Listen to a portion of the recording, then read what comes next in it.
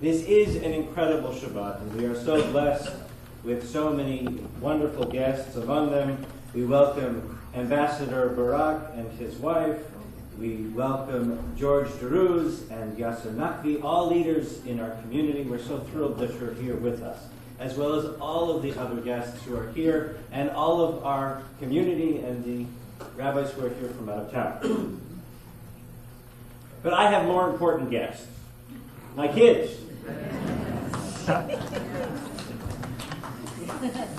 And thank you for schlepping and coming, and my mother and my aunt and my family for joining me, and all of my beautiful friends who are here from out of town. As my son said to me as I was sort of briefing him on the visit, he said, okay, so this is show off your kids weekend, right?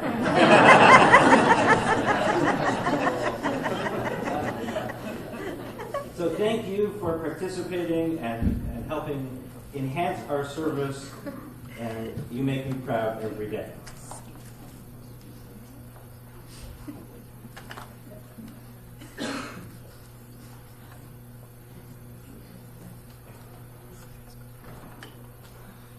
I've got pretty great friends. A lot of them are here today, schlepping from Toronto and Rochester, and your love means more than I can express. Together we have shared paths of life. I'm so thankful for all of your support. We are looking forward to celebrating together with you here in this congregation and where you are. I'm so indebted for your love and your caring. We all stand on the shoulders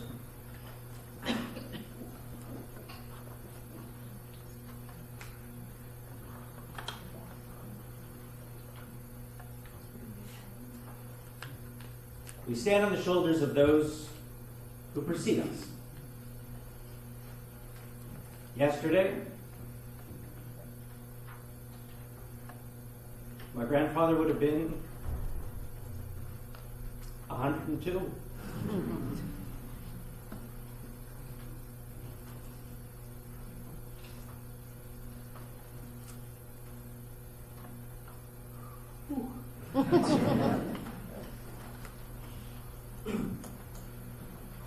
We have a remarkable community here in Ottawa. I'm looking forward to deepening my relationships and getting to know all of you so much better in the years to come. I'm thankful to my mentors and my teachers, colleagues, friends who have come here to join us. And as Rabbi Garten mentioned, if the movie was From Larry to Steve to Rob, there's a prequel, which starts with Steve, goes to Sharon, and then goes to Larry to Steve to Rob. Your words of inspiration and your teaching continue. It has been an incredible journey over these last years. From beginnings in Rochester to learning what it meant to be a rabbi. You may be surprised that when you graduate from rabbinical school and you are ordained as a rabbi, you know nothing about being a rabbi. And so you learn and you grow. And over the years, I have called on each of you at different times. I remember sitting down with Steve when I was thinking about rabbinic school and saying, okay, so what is this craziness?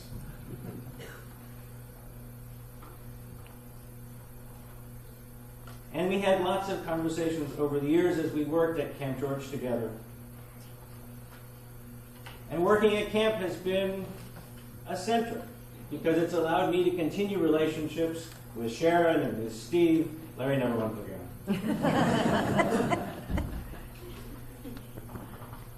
And I'm blessed to have you in my life. Thank you.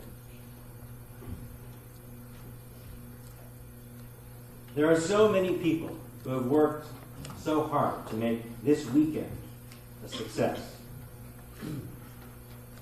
Our temple leadership, the ability and the willingness to give of time and talent is breathtaking.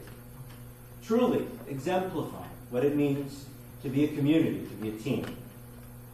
Our board, the members of our transition and installation committees, our outstanding temple musicians, the incredible members of our choir and our Ba'alei Tefillah, our lay cantors, and the countless volunteers who have made this weekend and who make every weekend and every event here at Temple amazing and possible. And to the professional staff, the support staff of our congregation, you are the heart. You are the heart of our institution, and you make it work every day. The Shabbat of Installation is very much our community celebration. Temple Israel has an amazing identity, a sacred congregation. We are the Reformed congregation in our nation's capital. Now, sometimes we're referred to by other names, like, a liberal congregation. Well, after the election, I think we have to be careful. I guess we could be called the liberal congregation, because that might get us into trouble. But we are the voice of liberal Judaism. We are a voice of an egalitarian Judaism. The voice of a Judaism open to everyone, regardless of backgrounds or identities. This morning's Torah portion, we read the story of the elder Isaac being tricked into giving the inheritance blessing to his younger son Jacob in place of the elder Esau.